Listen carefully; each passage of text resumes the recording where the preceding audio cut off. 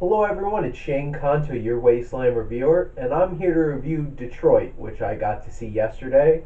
And this film is getting a lot of buzz as it's dealing with race riots in the 1960s in the city of Detroit, which unfortunately connects very well with racial issues going on today, because these things still happen a long time later.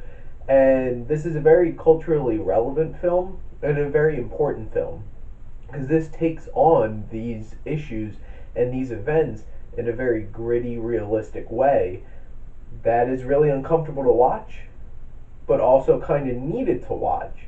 And in terms of this, is getting a lot of Oscar buzz and has a pretty high rating on Rotten Tomatoes. It's a very important film, does have its flaws though. I'm going to start with Catherine Bigelow as the director. Now, I don't see, oh, Catherine Bigelow's directing a movie. It makes me very excited to go see it. I know that it's going to be a very good film and usually very well done film. Hurt Locker, Zero Dark 30, they're both films that I actually own, and if I want to watch some real gritty storytelling and filmmaking, I'm going to watch them, but they're not something that it's like, oh, I really want to watch this. And this film wasn't one of those films, but I thought it's a very important film and is going to be expertly crafted. Now, from a directing standpoint, I feel like how Catherine Bigelow tells a story, it's driving forward at all moments, but it's a little weary where it's supposed to be driving forward to, and it loses its way a bit in terms of how the story is going, and kind of takes it out of the movie and doesn't have a real focus, say, in the first act or the third act. The middle of the film, when you're actually in the Algiers hotel, you're there, you're in it, you're feeling it. What bookends it is a little shaky. But one thing I will say is this opening moments, this opening animated portion of this film that gives the backstory to the situation, I thought was fantastic and was really cool and very different. And I did not expect that from this kind of film. And I thought it was nice and original. Now, the pacing of the film, it drags quite a bit at parts. And I think that has to do with this film taking on too much, trying to balance too many storylines where it doesn't really have a focus. And then you feel like, why am I here? Couldn't this, it felt like a lot of scenes could have been trimmed, but I'll get to that more when it comes to the writing. But the middle section of this film, boom, boom, boom, boom, boom, the lead up and I guess the resolution are a little stretched and kind of slows down the pacing of the film a bit.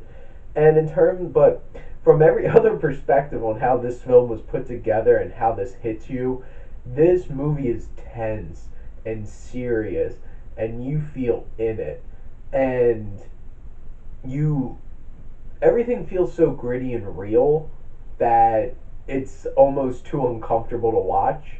And there's scenes in this film that'll hit you hard, and you should be expecting that going into this film, but there's some places that I didn't expect this film to go, and it's like, wow, that really went there, and it really does hit you hard. And this film accomplishes what it wants to do. It wants you to sit there, watch what this story was about, and really get hit by this stuff actually happened. And it's very scary to think about.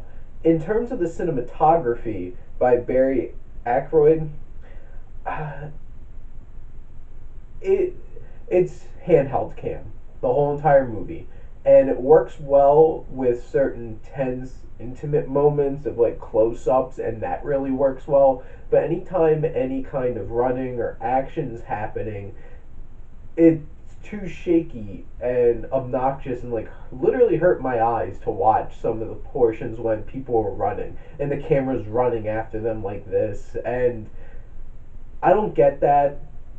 I know people, it's like it really gets you into the movie, it makes it feel real gritty and real and discombobulating, but if it's hurting my eyes and I can't actually tell what's going on, your film's not accomplishing what it wants to do.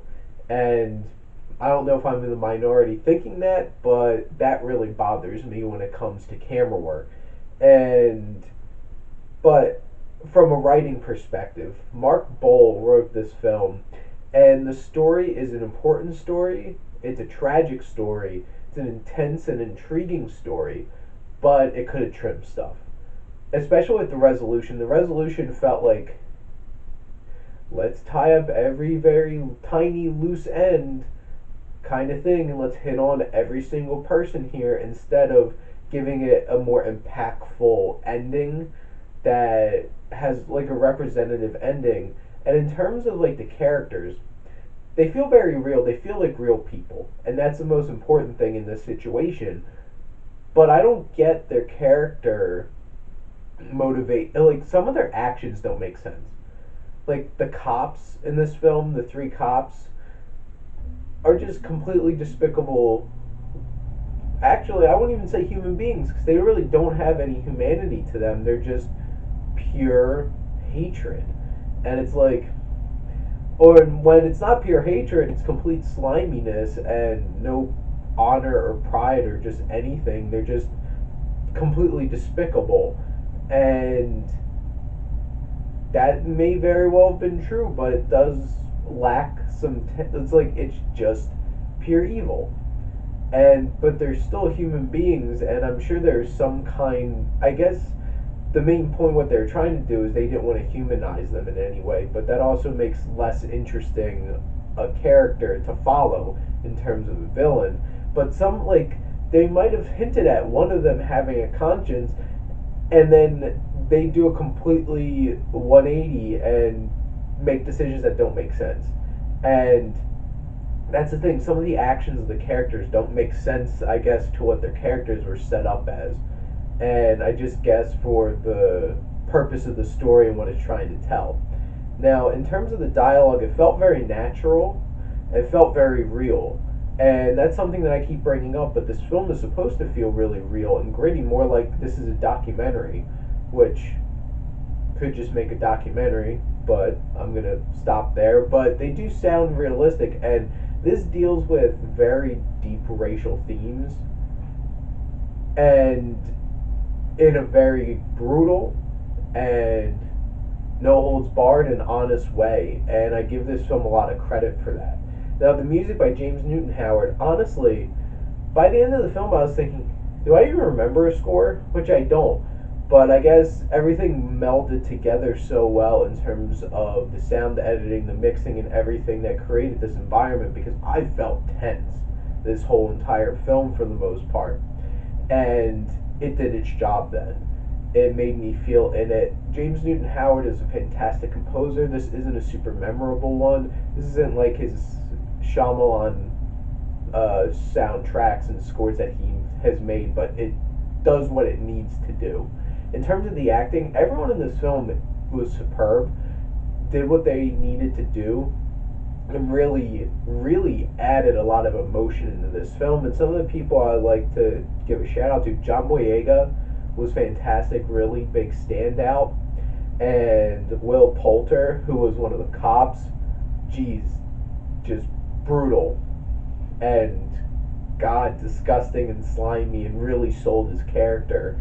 And Algie Smith, who I guess winds up being the main character. That's a tricky thing too, trying to find your focus and who to follow in this film, but he does a fantastic job as the singer who isn't caught up in the shooting. And Jacob Lattimore from Slight pops up in this. Jack Rayner does a really good job in this. So everybody does a fantastic job in the roles that they have. Now, my closing thoughts about this film, which I think this is a really important film, and it's important to watch. Is over long, yeah, it's 2:23, 2 hours and 23 minutes, and it's not like it felt all relevant. There could have been things they could have cut out. But It has its flaws, but I think this is an important film for anybody to see because it's dealing with things that we still deal with years after this film took place.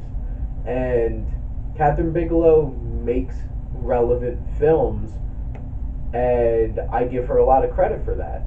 And I'm gonna give Detroit a B plus.